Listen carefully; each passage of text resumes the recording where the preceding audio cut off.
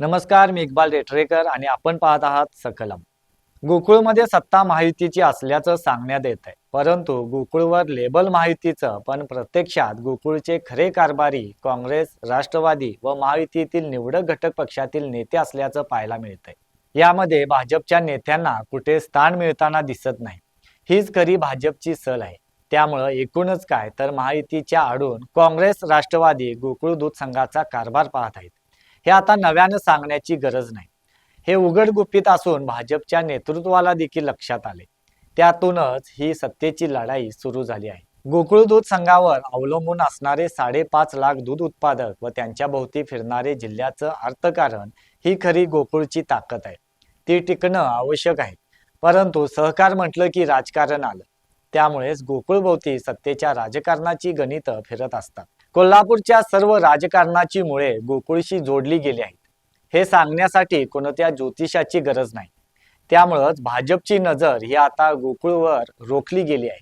राजकारणात सत्ता कोणाला नको असते आणि एखाद्या सहकारी संस्थेभोवती जिल्ह्याच्या राजकारणाची गणितं अवलंबून असतील तर त्या ठिकाणी सत्ता मिळवण्यासाठी सत्तेचा वाद कोणत्या टोकाला पोहोचेल हे सांगता येत नाही. आणि असंच काहीसं सध्या गोकुळच्या राजकारणात पाहायला मिळतंय.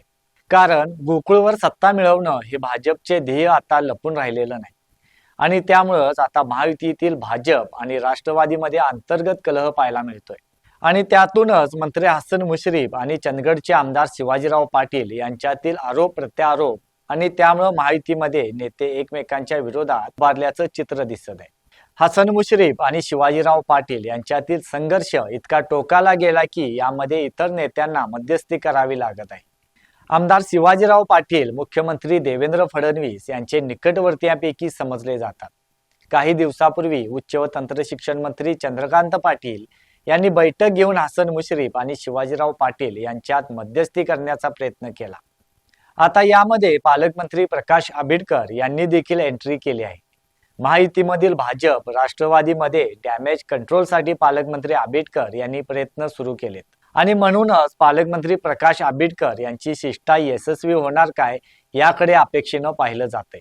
कारण सोमवारी कोल्हापूर जिल्हाधिकारी कार्यालयाच्या ठिकाणी पत्रकारांशी बोलताना पालकमंत्री आंबेडकर यांनी स्पष्ट सांगितलं की गोकुळची निवडणूक महायुती म्हणूनच लढली जाणार आहे.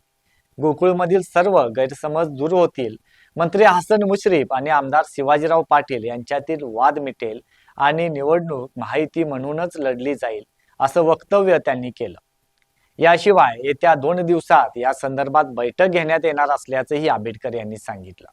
मात्र प्रकाश आंबेडकर यांनी जी भूमिका मांडली आहे ती अतिशय चांगली आहे. कार्यकर्त्यांनी देखील त्यांच्या या भूमिकेचं स्वागत केलंय. याशिवाय त्यांची ही भूमिका गोकुळच्या हिताची आहे. परंतु सत्तेच्या राजकारणात किंवा सत्तेच्या लढाईत आपली बाजू बळकट करण्याचा प्रयत्न सर्व पक्ष करत असतात. तसा तो भाजप देखील करीत आहे, हे विसरूनही चालणार नाही. सध्या यामध्ये राज्यातील सत्तारूढ भाजप सरकारने आगगाडी घेतल्याचंही दिसून येते. म्हणूनच पालकमंत्री प्रकाश आंबेडकर यांची गोकुळसाठीची कृष्ण शिष्टाई किंवा मध्यस्थी कितपत यशस्वी होणार हे अखेर भाजपच्या भूमिकेवरच अवलंबून असणार आहे. कारण सरतेशेवटी गोकुळच्या निवडणुकीबाबत तोडगा म्हणून सर्व नेते मुख्यमंत्री देवेंद्र फडणवीस यांचं नाव घेतात. सोमवारी मंत्री हसन मुश्रीफ यांच्या समर्थकांच्या वतीनं एक प्रसिद्धी पत्रक काढण्यात आलं. त्यातही मंत्री हसन मुश्रीफ यांनी मुख्यमंत्र्यांशी चर्चा करावी आणि राष्ट्रवादीच्या मित्र पक्षांसोबत पॅनेल तयार करण्याची मागणी या पत्रकामध्ये करण्यात आली. दरम्यान पालकमंत्री आंबेडकर यांनी देखील मुख्यमंत्री देवेंद्र फडणवीस यांच्याशी चर्चा करण्याचं आश्वासन दिलंय. खरं तर गोकुळची 2 स्तरावर लढाई सुरू आहे. एक न्यायालयीन स्तरावर आणि गोकुळचं वर्चस्व मिळवण्यासाठी सत्तेची लढाई सुरू आहे. त्यामुळं गोकुळचा विषय दिवसेंदिवस गुंतागुंतीचा आणि जटिल होत चाललाय. मात्र प्रश्न इथे संपत नाही. कारण गोकुळमध्ये सध्या जे वाद दिसत आहेत ते मुख्यतः सत्ता संघर्ष, गटबाजी आणि निवडणुकीच्या पार्श्वभूमीवर वाढलेले मतभेद आहेत. त्यामुळं पालकमंत्री आंबेडकर यांनी जी भूमिका मांडली आहे ती केवळ राजकीय समतोल साधण्यासाठी नको अशी कार्यकर्त्यांची भावना आहे. कारण गोकुळवरून सुरू झालेला वाद, न्यायालयीन लढाई आणि दूध संस्थांची सुरू असलेली चौकशी इथपर्यंत हा वाद पोहोचलाय.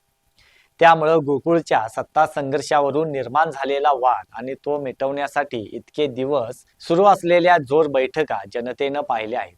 आता मंत्री आबिटकर यांनी या वादात एंट्री करून मंत्री हसन मुश्रीफ आणि शिवाजीराव पाटील यांच्यातील वाद मिटवण्याबाबत भूमिका मांडली आहे. मग नेमकं कुठं अडत आहे असा सवालही या निमित्ताने उपस्थित होतोय. खरं तर गोकुळ दूध संघावर हजारो शेतकऱ्यांची उपजीविका अवलंबून आहे. म्हणूनच गोकुळमधील कोणताही वाद हा केवळ राजकीय नसून शेतकरी आणि ग्रामीण अर्थव्यवस्थेवर थेट परिणाम करणारा आहे. त्यामुळेच गोकुळमधील वाद आणि त्यावर पालकमंत्री प्रकाश आंबेडकर यांनी व्यक्त केलेला विश्वास कितपत यशस्वी होणार हे आता पाहावं लागणार आहे. याशिवाय पालकमंत्री आंबेडकर यांची शिष्टाई यशस्वी होणार काय याकडे देखील आता लक्ष लागून आहे. धन्यवाद.